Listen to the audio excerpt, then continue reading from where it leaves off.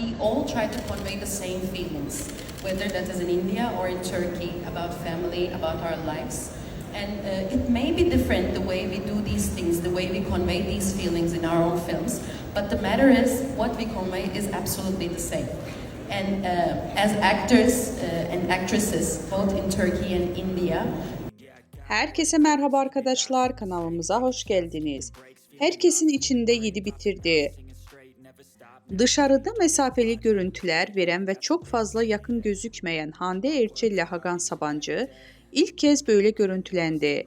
Birlikte yurt dışından çıkan ünlü çift, Hakan Sabancı'nın herkesin içinde sevgilisine olan yakınlığı hayranları tarafından görüntülendi.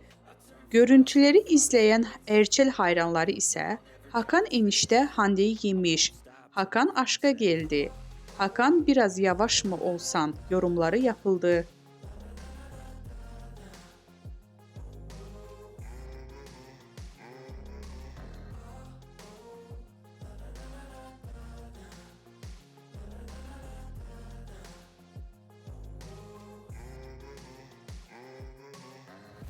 AM and I'm up again. I got tired eyes, need a cup of blend.